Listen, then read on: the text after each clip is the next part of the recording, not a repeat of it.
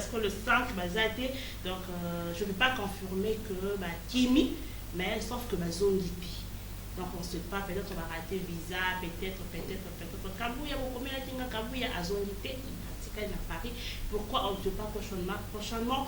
Donc vous allez payer na bango awa, bakoyo opé, ça fait peut-être d'informations. Pourquoi les autres la zone d'IPI, on ne sait pas. Donc je ne sais pas confirmer ce que Kimi, donc Kimi, jusque là, je n'ai pas encore de précision. Voilà. Parlons de Fabregas, le métier noir, déjà aussi de retour à Kinshasa. L'artiste qui vous donne rendez-vous le 9 octobre à Showbuzz. Donc l'artiste sera à Showbuzz, bien sûr, Fabregas, le métier noir, l'homme de Moupé, bien sûr, Villanova Mobimba. Donc vous retrouvez Bongo artiste le 9 octobre à Showbuzz. Donc vous voyez Ebélé. Et prenons aussi rendez-vous sur le plan international, même national. L'artiste sera aussi le 13 mars. Le 13 mars, donc l'artiste sera à Paris, plus précisément à Lyon, à la Villanova Mobimba. Nous allons se déplacer au concert Bongo na Lyon. Donc le 13 mars. Donc, je ne peux pas aussi continuer. En gros, continuer l'information, c'est ça pourtant, juste comme ça, le réanniversaire par José Ndita. Donc, mieux vaut tard que jamais. Donc, et réanniversaire à vous, papa. Donc, l'artiste musicien de mon pays, à la fierté à musique, ma vie, 50 ans, ça se fait jubilé. Donc, l'artiste donne aussi rendez-vous le 27 septembre. Donc, vous avez fêté le jubilé, la place échangeur dans l'immédiat. Donc, pas 5 000 francs cacabouillés. Vous fêtez là, pas vous avez dit par rapport à jubilé, 50 ans, ça se fête. Donc, jubilé d'or. Donc, venez nombreux. C'est le 27 septembre, la place échangeur dans l'immédiat. Et il vous donne encore rendez-vous le 4 octobre, on a Showbuzz. Donc, on a $10 cacabouillés. On vous a la 4, tu vas là, vous là.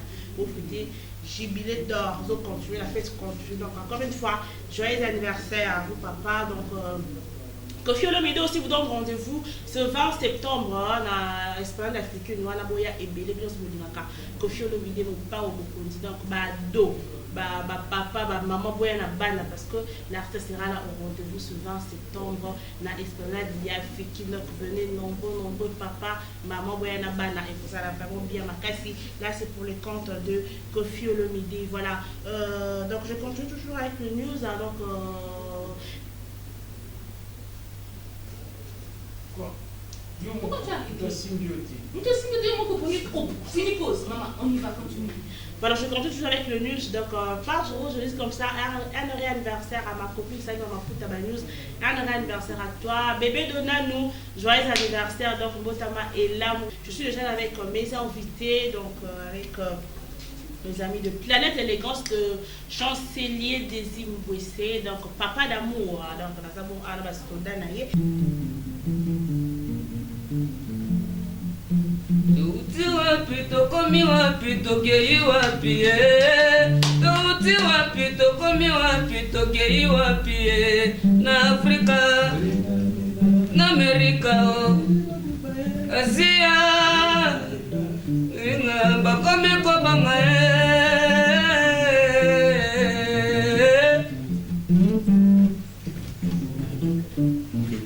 Mama na jale la commande limbondo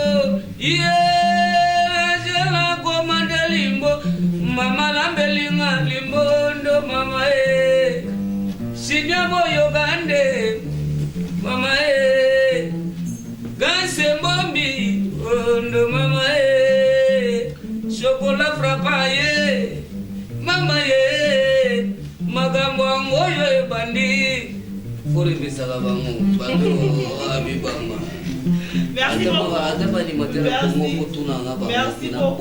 Merci beaucoup. Donc, je suis là pour comprendre déjà que c'est l'ambiance de cette émission, c'est le week-end. Donc, un bon week-end à mon vieux, le dragon de la monnaie. Je suis depuis sa résidence. Lui, c'est Serge Makila. On a vu Nangaï, donc le dragon de la monnaie. Il me suit donc la résidence Naïe, la Bonne le PDG Malou Mavo, Israël, référence R, donc je suis déjà avec Planète Élégance, il y a chancelier des UBC. Bonsoir et bon week-end. Bonsoir Francine Bossal. Bon niveau de madame. À l'aise, très bien. Vous avez un thème basse, donc c'est la macambo, nous avons bien à 4 aux ans, on a l'Indanda. C'est la macambo, Planète Élégance, bon yémoko, 13 chancelier des UBC. Ouais, Planète Élégance, et puis président Nabissou chancelier des hymnes, c'est avec très bien, Tara Papa d'amour. Leader sans microbe, leader, quoi, dans l'art, ou leader, tu as. Je vais anniversaire, hein, plus tard que jamais, hein. Boss, Papa d'amour, chancelier des hymnes, c'est donc Papa d'amour, voilà, bientôt, voilà, le 28, dans le village béni, les visionnaires, qui, à l'occasion, anniversaire et orchestre, et ça m'a les 4 août, et puis président Nabissou chancelier des hymnes, ça m'a les 27 août, donc ils ont tout ça, ils ont tout ça. L'orchestre, combien d'années, l'orchestre, et ça m'a depuis 2001, 19 ans. Waouh, félicitations. Et puis le 4 septembre, tout à l'heure, il y a un boulevard du 30 juin, pas à faire dans son ami Freebox, dans Kermès, où il y a Bélé. Donc, il y a danger parking, concert, par la suite, il y a danger dans parking. Si. Certains me passent, c'est comme ça, il parking, niveau multiplié, on a une ville, donc, quota BCD, ce quota planète, Jimmy, tout, capable de parking. Calibre 12. Bonsoir et bon week-end. Bonsoir. Bonne santé. Santé kitoko. Babsika limbone lingelia yo limbone zolia ko kabakambu. Te limbone ko lia ngade na zolia ndeba. Zolia banana. Ungai na zali mutu ya pentacle. Oh. Ngade na zolia bato. Unga na za mutu archange, na za mutu lumière. Mutu lumière jamais ba volia. Vraiment, alors que ça 19 ans. Ça dit combien d'années d'orchestre? Bon, on a orchestre né dans Zaboye, na sali donc 3 ans et demi, na zo kende 4 ans, mais na zo pesa makambo. Vraiment. Pour na banda de prix na mwana soso. Donc ça soso manda mkomo na mwana soso na kinana ba chef betera ngona bilo ngona na dusono momuke pour ba comprendre ba yeba ngane na bomba ka ba animateur du ya Congo. Nzambe. Ngane na bomba.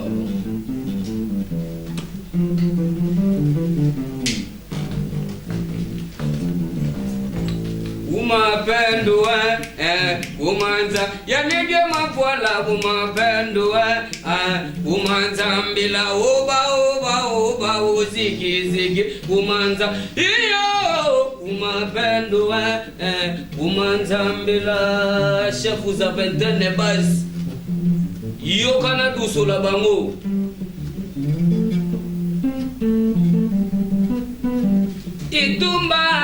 Itumba bibobeo bana bakanyanga bolonzio bana bakanyanga bolonzio bana ne fogitoro bana ne bolonzio bana ne bitumwase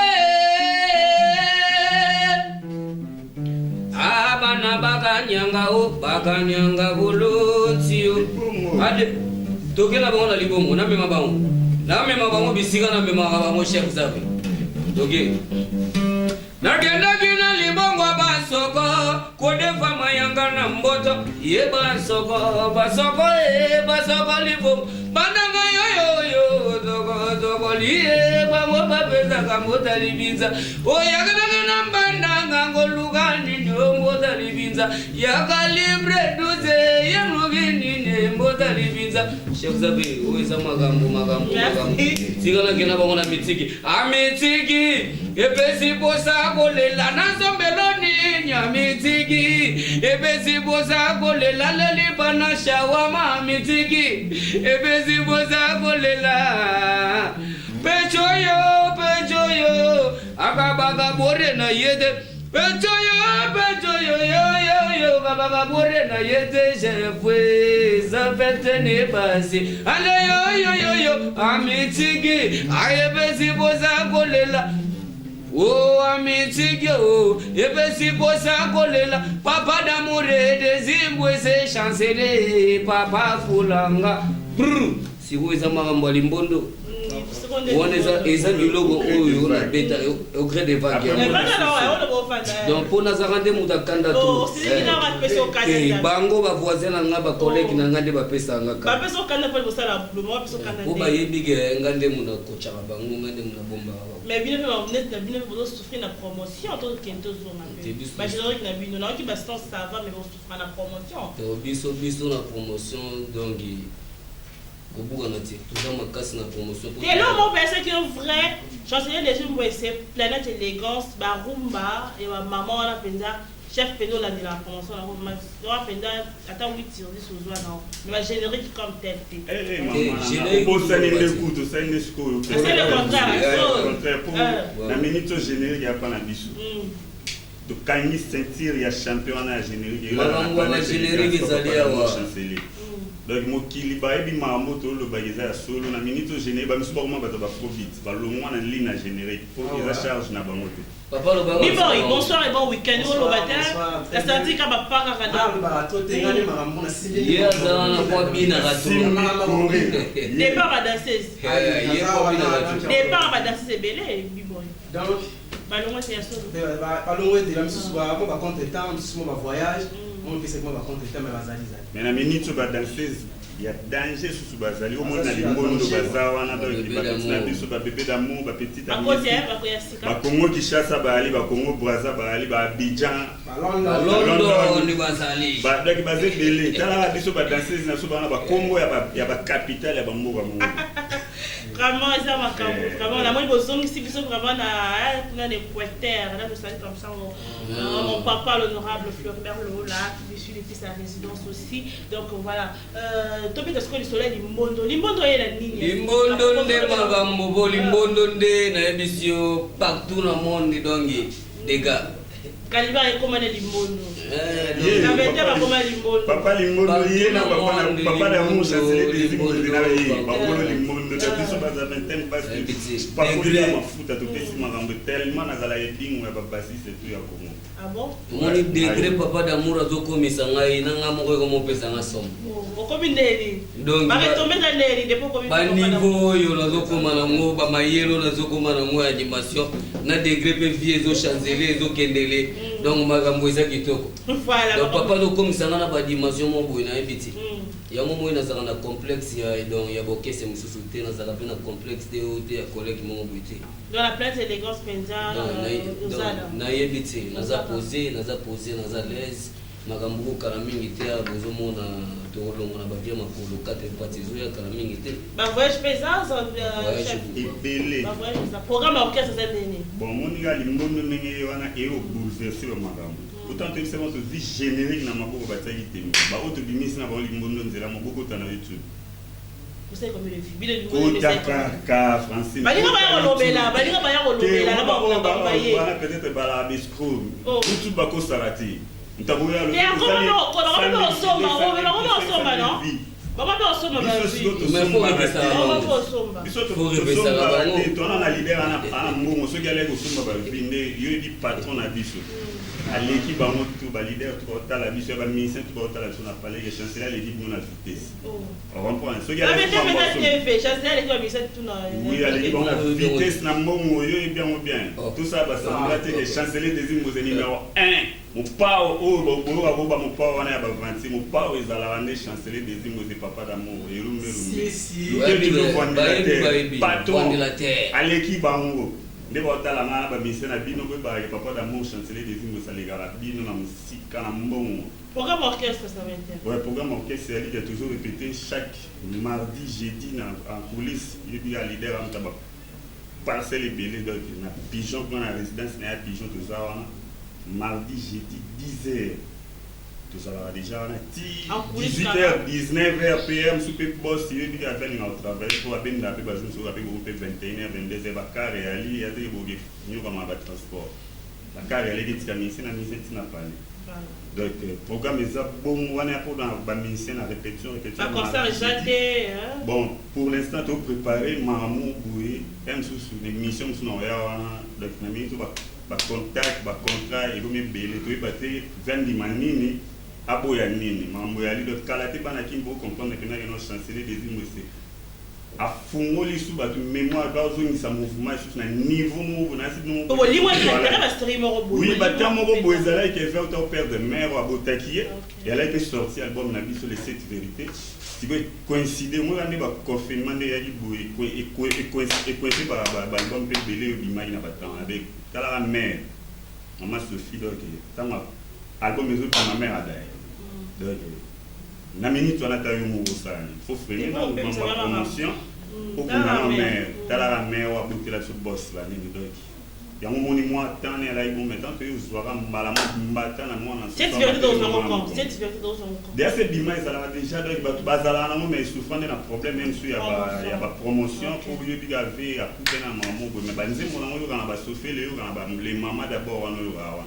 Merci beaucoup. Il y a cette vérité quoi. Merci beaucoup donc la zone le calme donc un mot de la fin comme dans la souka mais là on parle ngai na zabu minya ulubisa te mingi na ebiga nazotala na musika nazomona vena nga boss kaele inga le Copperfield nazomona David Lutete kete ndai maboko banki kampote mona yeyo na ebiti oyogaki na limbondo kete ndai maboko banki masa nga David Lutete patron ya jeune bato misuba ozosala makambo mais ngana osali makambo te. Merci beaucoup. Merci beaucoup, Kalim. Sentir Bilembo, Poli, Mbondo et Dasuka. Chef, tout demander moi les Mbondo. Tiens, c'est ta cabane, c'est la bina B-boy, moi, pas dédicace à Batnayo, pour ton cabane. Mamie Moubou, ma mère, qui j'aime beaucoup, donc qui passe à Sali, par bon week-end, à Bossanité, à Pessi, à G-Play, à Bossanité, à Pessi, pour Mouchetou, à Bossanité, Dinaros Kamongo. La belle, moi ça permet. Merci. La sanité, Mampia Kamongo, village Kamongo. Merci Big Boy. Merci beaucoup. Merci toi Kabwana, tout ça moi, tout ça moi. Mais ça c'est moi vite fait. Bon, avocat Shiva Mbouyamba, avocat du droit commun à Baron Matete, Loriana Kassal, le jeune F, Benanga Zavé, la patron. Pichu Mwese, bon retour à Kimé, Biao Sola, déjà 4 années de Rwanadi. Bien établi marché central, Berlin, Bekila. Playboy, Mwalim Gege, Montepela, donc mettre à la fraise énergie à Mina, bah on a l'action à chanter, ça n'a pas besoin de danger, bah tu vas au soutouka. Merci beaucoup. Chambre des monnaies. Ça va tout Samuel. Merci beaucoup. Donc on vient bloquer par son abosani, mais on a un patron en Angleterre, ni bloquer par le cola maman. Le cola maman, papa ni bloquer par papa social. Vous me dites toi, il y a autre action à ma tête, tout le monde a chef de rep. Merci beaucoup. Merci beaucoup. Merci beaucoup. Peut-être l'élégance d'être passé dans Vedette. N'a vu que peut-être dans la libosto, mais et comme on a le message. Ah oui, ça on d'abord pas d'union sur quoi. Voilà, donc voilà déjà la peut-être l'élégance de chancelier des UVC. Donc entre-temps consommer le générique Limbono. Mwalimu Gege moto epela na Kinshasa petit na weyo mama Angele Angela komande Limbondo Angela komande Limbondo Mwalimu Gege moto epela na Kinshasa Angela komande Limbo ale mama lambelinga Limbondo mama Limbo Junior boyo gande Limbondo mama Limbo Nixon boutique Limbondo mama Limbo ketende maboko ba Limbondo mama Limbondo papa damure papa fulanga na Kinshasa Angela komandeli ale mama lambelinga mama ale calibre 12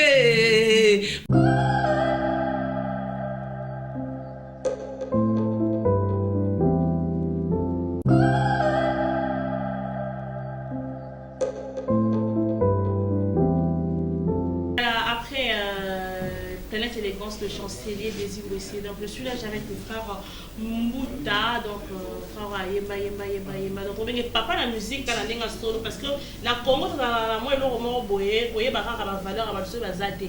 C'est la zate comme papa on a pensé à la musique, frère on a pensé mais quand ils sont encore vivants, il faut que qu'on reconnaître la valeur na bango. Yango le après moi la vedette c'est le tozana et awa pas Mouta avec lui to kobita moi solo peu moi belé par rapport à la musique ya kala, les musique les autres la musique chrétienne bien sûr. Frère Mouta, bonsoir et bon week-end. Bonsoir. Merci bien pour la question que vous me posez, maman. Mais avant toute chose, j'aimerais m'acquitter de la grave devoir. Celui, bien sûr, de complimenter nos téléspectateurs qui nous suivent de partout. Que celui qui est malade puisse trouver la guérison parce qu'il est Jéhovah Rapha, le Dieu qui guérit toutes sortes de maux. Crois seulement et tu seras sauvé, puis je vais gérer. Le Dieu qui voit et qui pourvoit à tous nos besoins. Mais en tout cas, je suis très content pour aller vite en besogne parce que j'ai vu, n'est-ce pas, Papa Médard, qui est le coordonnateur ici au niveau de Congo Star. Donc je suis très content. Merci maman. Merci beaucoup Frère Mbouta. Je rappelle que Frère Mbouta, donc à Zabongo, président de l'association de pierres rejetées. Ah bon, pourquoi les pierres rejetées? Pierre rejeté, Ningolobi Papa Mbouta Nzala, Nazali président national de l'association Pierre rejeté, ou président Ezali Victor Bonzambi, il y a Zabongo Namboka, États-Unis, na maman Jeannette Bonzambi, maman. Pierre rejeté, ce n'est pas en vain. Parce que Demini, Bazali, Batu, Oyo, Babouaka, Borfelin, Batu, Oyo, sous-estimaka, Namokin Nabiso. Donc, Boba Bouaka, Azanga Baboti, il y a de ces gens-là, pendant que vous mangez, aux autres bien, il y a Zana Semiska Moko, ce qui a Sokoli, le lobby à Lati, Bamsou, Savo Pezate, Bamsou, Penamondenga, Nikika Bongo, Bokansi, Menzo, Kamutazana Passi. Mais ça, il nous quitte, mais Mutazana Passi, Baboti, Bazate, Monamuke, a commis Gotelanga. Batu ya Lolenge, on a Bazat, Bato, Bimba Pierre, Bibanga, Oba Bouaka, de Jésus-Christ à récupérer, cause pour laquelle ils ont dit pierre rejetée. Merci beaucoup, Frère Mbouta. Nous avons accompagné la frère Manga. Bonsoir, frère Mbouta. Bonsoir. Boni, papa. Bien. On s'est présenté à Badon Soso Kolandabu sur le Baye Bayo Zandan. Nous avons préparé la frère Mbouta. Bon. Là, il y a comment on a des frères. Donc, catégorie. Mais c'est de la vie, Babera, comment il y a mon sang. C'est de la vie. Et n'a pas mon sang. Ok. Mon sang.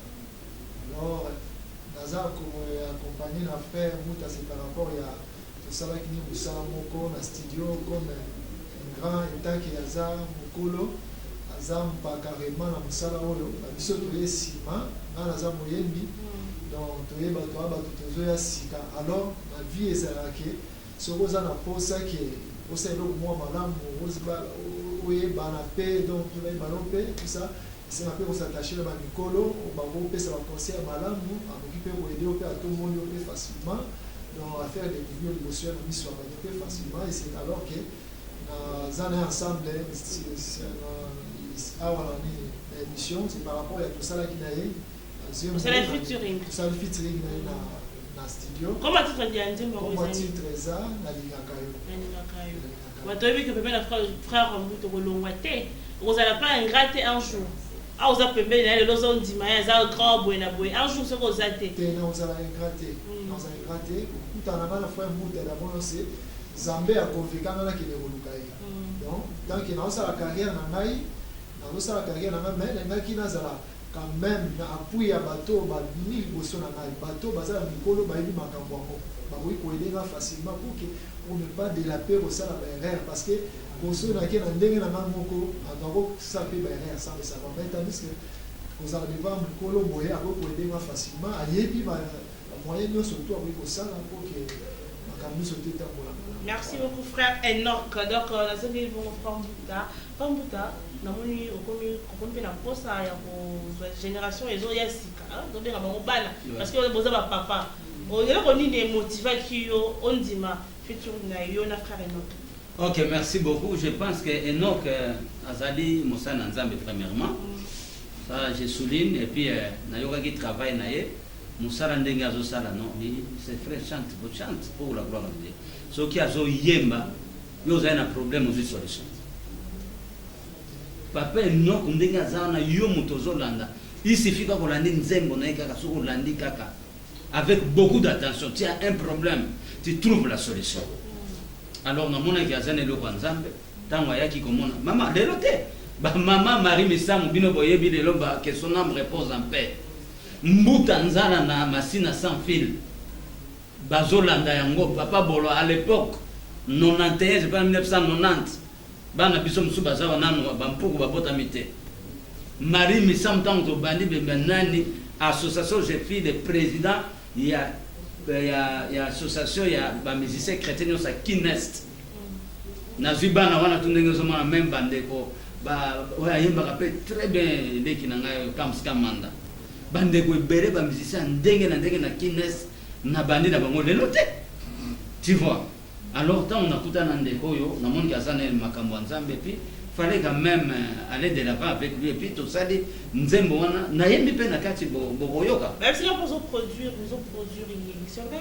Mais normalement, ce qui Nzambe a fait Makoki, la production, on peut toujours le faire. Il y a pas un mais problème. pour le moment, ce n'est pas le cas. Mais n'empêche que même Moutoumoussou soit mon gars, autant mettre d'association, parce qu'ils allaient œuvre en Nzambe, ils allaient qui pour que dépeuplé quand Munguna et peuplé quand Jésus-Christ de Nazareth, on peut toujours faire autant ensemble. Donc voilà, c'est un peu ça. Voilà, frère Enoch, frère Mouta déjà confirmé que vous avez bien. Donc on s'en va extrait à live, tout le matin, on voit frère Mouta pour ici.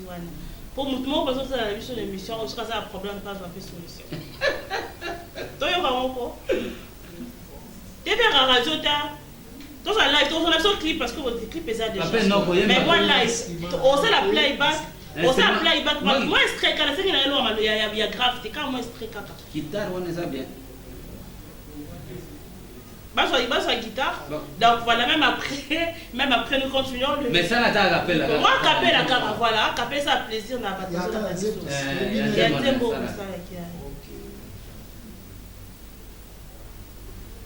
Nazalaki mosika na yo kasi epa na yo nayebanaki makomi esantue eyebisi ngai ete o Yawe olobaki ete okobenga libota oyo eyebanaki te o Yawe olobaki ete yokobenga libota oyo eyebanaki te o lelo oyo ekomi yanga libota ekomi yanga Nzambe mopagano akomi yanga yoyo lelo oyo ekomi yanga Nzambe oeza ngolu nazwi epai na yo tika nayeba nzembo na esengo Merci beaucoup frère Enoch, merci beaucoup. Donc juste après, à la fin de cette émission, on sait vraiment, là il va passer la plaisir na Madame Agathe Moya, donc sur assister Michaud. Voilà. Donc frère, vous dans un lieu album Ignorance. Ouais, donc Ignorance, je pense que c'est presque fini. Donc quelques temps, Bozo soit déjà parce que c'est déjà salami. Et puis, il faut tout lancer on a YouTube. Par rapport à vitesse,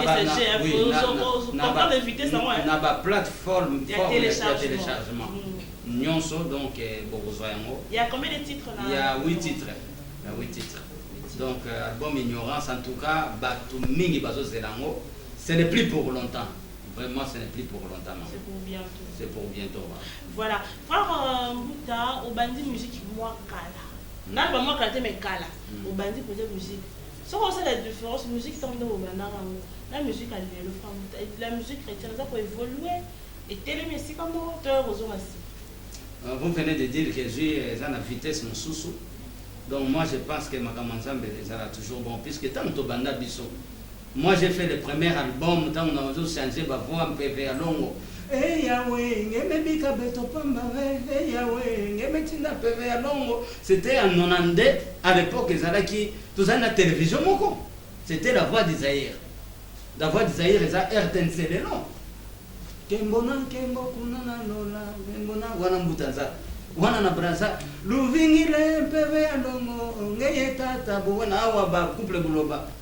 Jérusalem mboka ya sika babilo wana époque wana tuzana ba studio mingite télévision mingite ba chaîne télévision mingite ba YouTube ndenge ba banana téléchargement ezana ikutute tuzota mona ba cassette kaka oyo to banata musique na ba cassette époque papa mette frère mette azemba tanatina inalanda kakolo Yesu wana donc époque wana ba producteur pe pasi makamno zai pasi.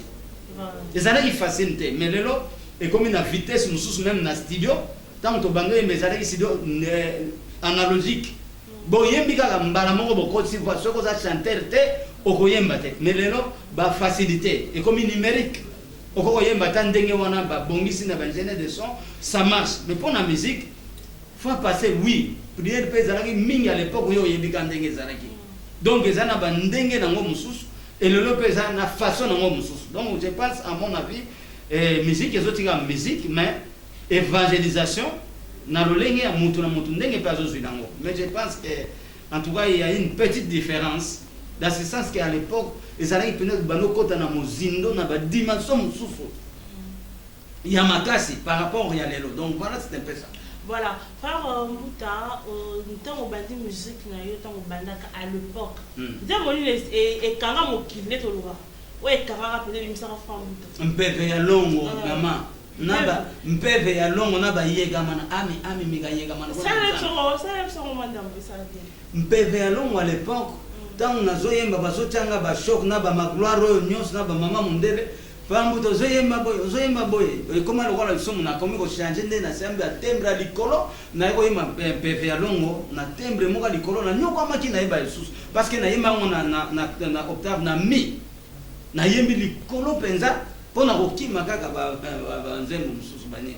C'était Yahweh ngimebika beto pamba Yahweh ngebetina PV ya longo ba étudiant nyonso ngimebika ba upamba ve Yahweh ngimebika parce qu'on quatrième fois wana likolo te ba pengi ngoni ba church moi church c'est likolo na ba indi base nyonso likolo sikoyo na iko yimba susu kembo na kembo kuna na lola kembo na kembo biloko nyonso ekotikala wana. Alors eloko marka c'était un PV à long wana na braza bazoyemba luvingi le mpe balongo na kisasa wa Yahweh ngemebika beto pamba ve Yahweh ngemeti na mpeve ya longo wala ba église nyonso il faut mpeve ya longo même libanda ya mboka mpeve ya longo molimo mo santo tiki biso pamba te tini molimo santo sikondo ko sai susu awa peve po yega man ami mika yega man wana nzambe wana siko ezali anglais te po ko kanisa mama ke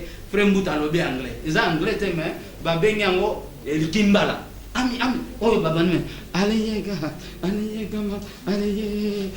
donc wana na église mutu nyoso kuma oh yona zobe allez donc yega mana na église mutu muso akobeta maboko boye pa ye wana ba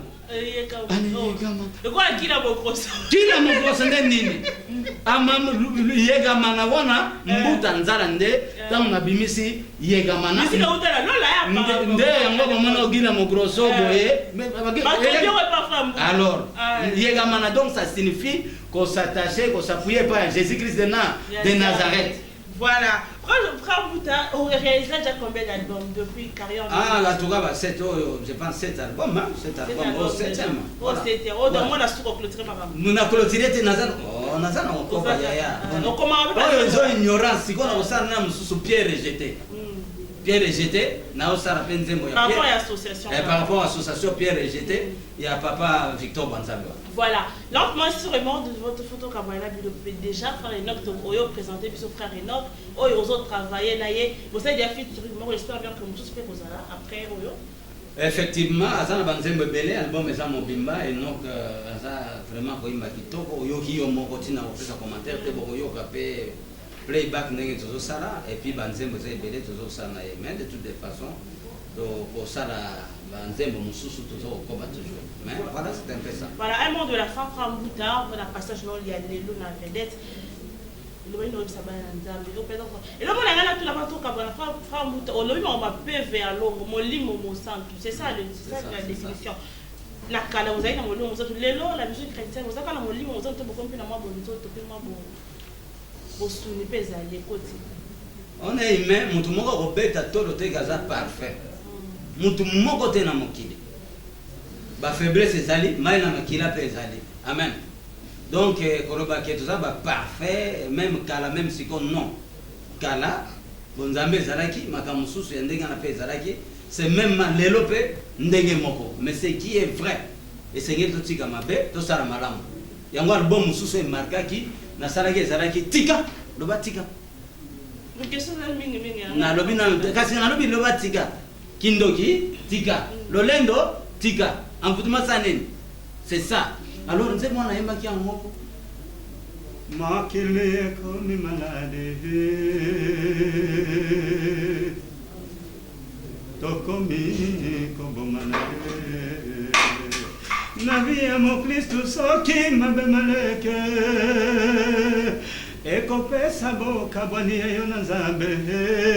Merci beaucoup, Frère Mbouta. Alors, sûrement, à la fin de l'émission, message mot de la fin pour tout Kabwana déjà.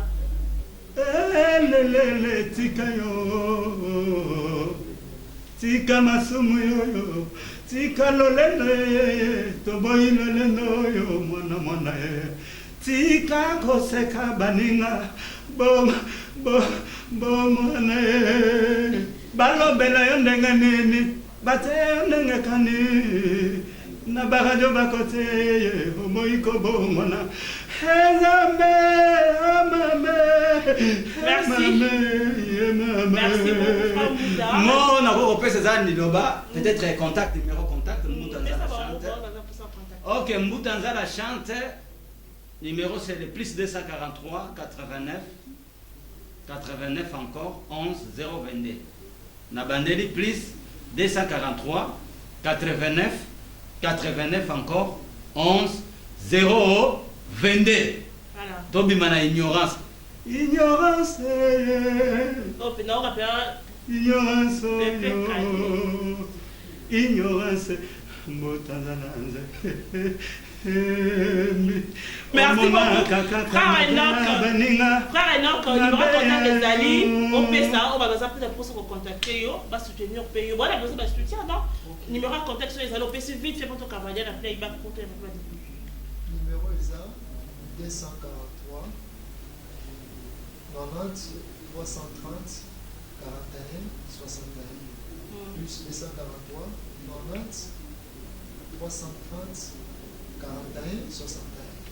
Nous allons disposer on a besoin de soutien vraiment la bino vraiment dans l'album mais vraiment la 12 titres mais jusque là nous avons 2 titres on a 2 titres vous savez 3 titres mais mon corps et si bah qui bien été avant de dégager que nous avons remplacé d'autres chansons là mais album mais ça on a 12 titres mon titre album titre phare et ça vocation éternelle peut-être sur les Zambé à Saligas nous avons expliqué je me suis pourquoi la vocation éternelle mais album mais ça 12 titres titre phare et ça vocation éternelle. Donc on va poser vraiment un soutien financier. Merci beaucoup frère Enoch, merci beaucoup la frère Mbutanzala. Donc vraiment les gens ont vraiment parlé comme au Star Télévision donc message des amis. Oui c'est à côté moi vraiment. Donc on se sépare avec le frère Mbutanzala et le frère Enoch. On a playback oyo passe aux écrans donc je sais bon. Roméo Mamba va prendre le playback avec le frère Enoch accompagné featuring avec le frère Mbutanzala. C'est parti.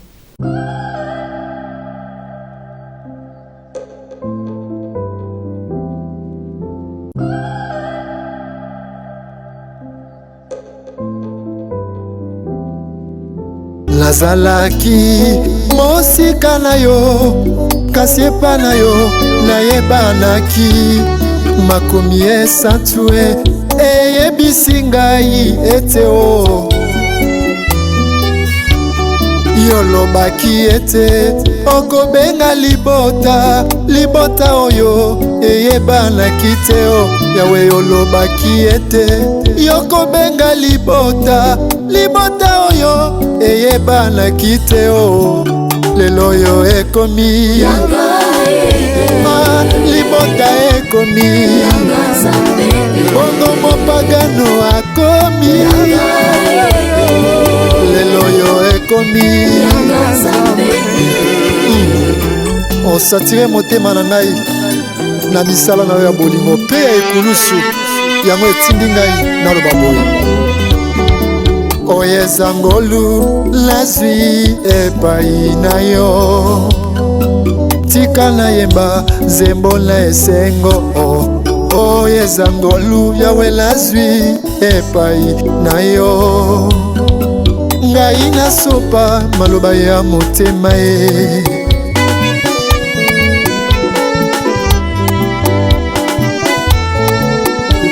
nalingaka yo nzambe na ngai yokobisanga mosantu yesu nalingaka yo yaya te okobisanga mosantu ngai nalingaka yo na motema oya mabanzo yaya te papa na ngai afandi na likolo asingami na bikelamu.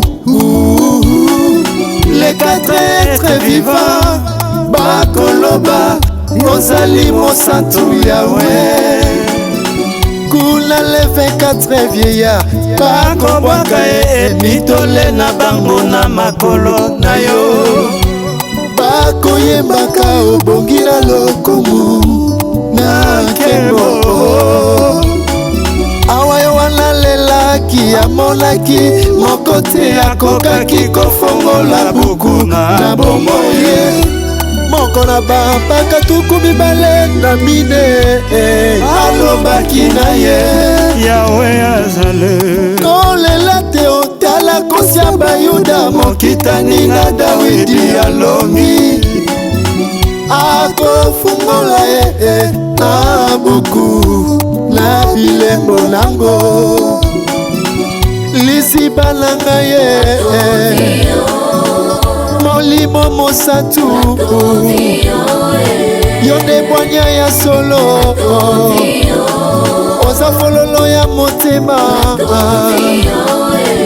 bolingo na yo etindi ngai na miboma nzala na bajene alingaka yo ezembe na motema nanga yo salelanga alingaka yo ezembe ezembe yo alingi yo na motema nanga yo salelanga oyo.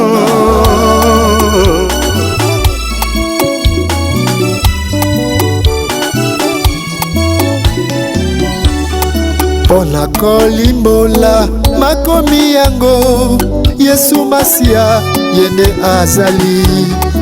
Mwana na pete oyakokaki kofongola buku oya bomoye. Lobiko yebombamaki pona bayuda lelo oyo ekomi ya ngai. Lokola mwana pete oya mbongisamaki ute bandeli ya nyonso. Ngai mosantu nalongi lisumu oyekokaki komema ngai na kufa tala lelo yo oye na esengo na bomoi nanga olo Yesu.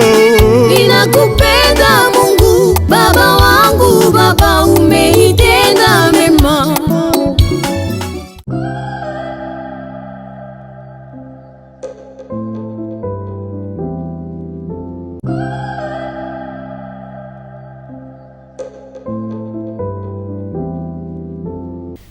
Voilà, donc de retour, je suis là avec Antibal pour le compte de Les Abeilles de Miel, là, donc préambule depuis demander Rosella, mais il est là quand même, l'animateur du groupe, il va quand même donner quelques news aussi, il va aussi pour l'acceptation de quoi il est capable. Antibal, bonsoir et bon. Ouais. Bonsoir maman Francine. C'est un suis bien fort, on s'est retrouvé dans Congo Star TV. Farafana, suprême à Makambo. On a toujours bête, c'était pour la préambule de 1200. Préambule, on va dire mi-août. Août est si. Donc on peut septembre. Mais Makambo et puis les Anamabo en Bolivie. Donc on a mis ça en zone encore. Papa Zali Banda Ningazana. Donc si maintenant on est bandana, si la thé, sans qu'on a papa Ningazana, l'homme de préambule a prêt déjà. Azali une attaque avec clip à moi, avec Kekerumba ou Zalaki. Et si on a à Paris, Ningazana pour y m'envoyer, c'est un moment bangoté. Pour préambule, les Lubumo, Batebele, c'est l'homme. Batebele.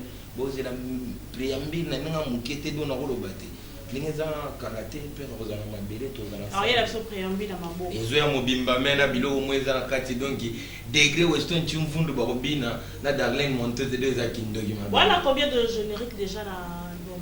Ouais, tous en 4 génériques. Bon donc normalement Mika la nenga ba générique. C'est un petit peu dango la déjà charge à animateur nyonso. Tara na beta bango déjà na yeli susu. Oh, na beta bango déjà. Oh, mais kuna na kokada na pesa gi si manteri nzungu na moto babini. Na ina bango bafanda bobeli sutanya mais monte na kanga ki bango. Siko les abeilles de miel oye. Na biso yona na yo betite. Te yona nani. Yona nani zaki père mo lo wake zaki avant vous. Mais il fallait pas qu'on cote. Tu n'as rien cote na maso mona si au moins na clip là ça ina ngai on décore un clip comme ya décore qui me gampote yemo wa yebi kan siba dango la ndenge za neza bombe mo eza qui préparé donc à la tête ozo sentir en déjà to sentir quoi moi stressé te moi biloko eze belé mais oyoka nechangera ngera générique moto saki na prêtre ngana epe na to pesa ki makambo na nenga cha bwala to zonga ki malike balo ba mambo ekomi ya bwala te ndenge za na musique animation ezalaka oyembi nini olobi nini eza te oyembi ole munoko mwa fasi na yokine lote le basco batbayoka yemba basco batbayoka mambo oyo pour à part préambile des en mer chaque temps à travailler ba biloko eza donc weston chimvundo ayebi pele no futo ayebi ke tant tozaka na bango na bosa trop eti mikolo na ina ba mai mo boye n'explique bango na nenga ba bebe no ba bebe mo mambo bele muswali nanga ya bodo muswali nanga ya mukedo na yaki na ona nenga kilelo memanga na vile esinga ba bebe baza na kulwara kimbuta na kulwara kabakaba checheche na lemba mepeti kupusana te toke baza zralala oh alinga kaya miyoto ya bodo yeyo bru mbora misara sana bino aparu wana nazana ba maebele me ndenge zana fofo zadio ayebi antiba dangola ndenge za bope mbeni ya mbora misara mie de son na ebi ke bele na longolana no chapeau ebele ba lo bantiba obungi OK. Je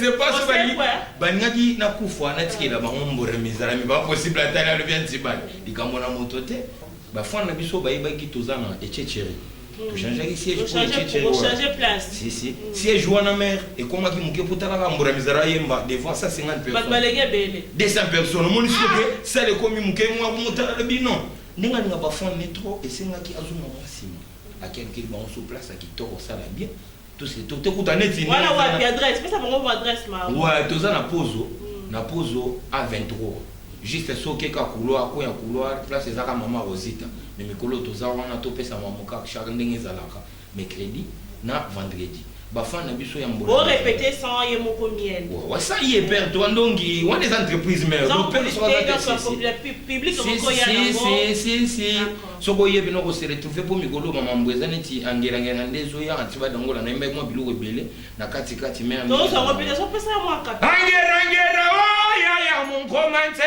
angera oh ya mon commence angera mwana mama kanga nzoto angera mwana wale kalembanzo angera mwana mama